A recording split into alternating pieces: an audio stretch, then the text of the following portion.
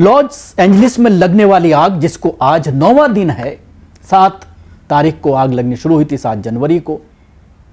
एक बड़ा मामला इस आग को लेकर यह बन गया है। तमाम तरह की टेक्नोलॉजी, तमाम तरह की जो इन्वेस्टिगेशन एजेंसीज हैं, वो ये पता लगाने में आज तक नाकाम है कि आखिर इस आग का कारण क्या था।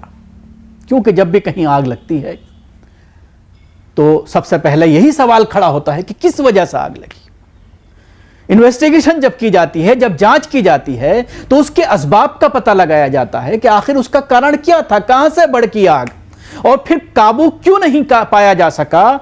इन तमाम कारणों का खुलासा जो एजेंसियां होती हैं वो करती हैं। लेकिन आज 9 दिन बीत जाने के बावजूद तमाम तरह की टेक्नोलॉजी अमेरिका के पास है। अमेरिका का एक एक इंच का हिस्सा, अमेरिका छोड़ दीजिए बल्कि पूरी दुनिया का एक एक इंच का हिस्सा अमेरिका की सैटेलाइट की निगाहों में है। नासा जो उसकी सैटेलाइट आसमानों में है, वो पूरी दुनिया की तस्वीरें हर वक्त लेती रहती हैं।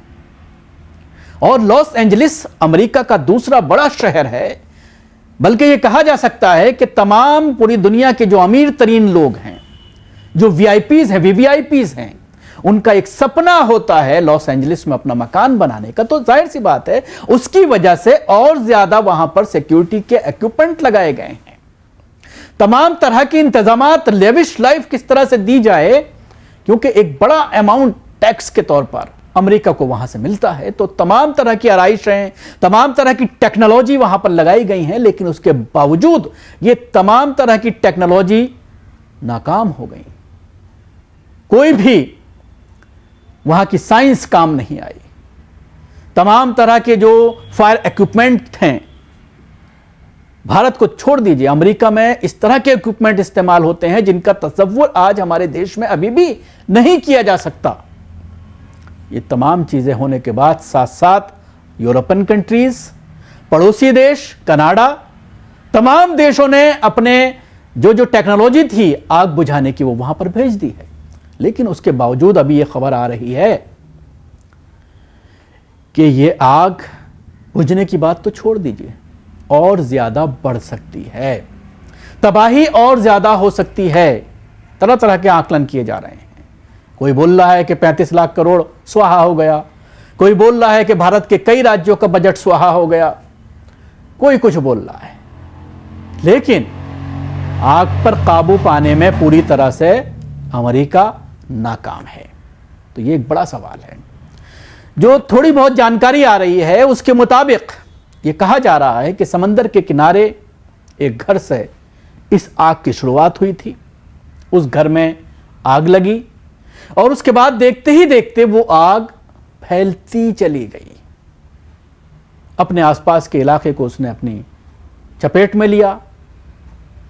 कोशिश की गई बुझाने की, लेकिन आग पर काबू पाया नहीं जा सका और वो लगातार भयावह स्थिति इख्तियार करते हुए आसपास में फैलती चली गई।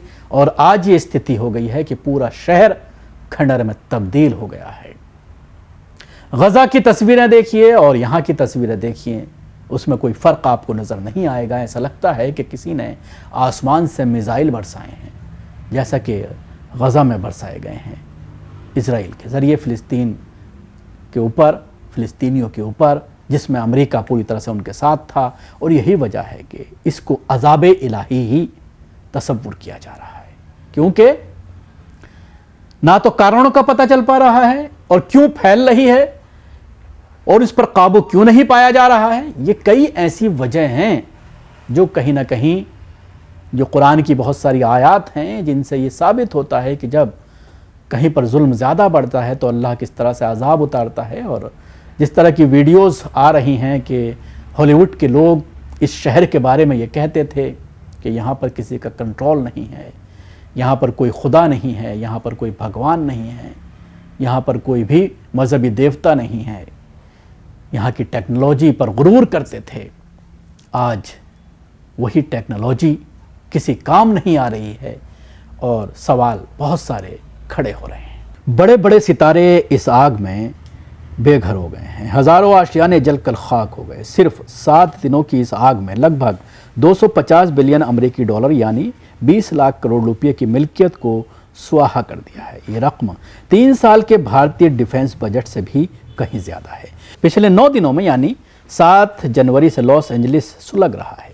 इसी के साथ से सुलगता सवाल भी पूछा जा रहा है, आखिर क्या वजह है अमेरिका में इस आग के वजह, और उसके साथ ही क्यों है अमेरिका बेबस।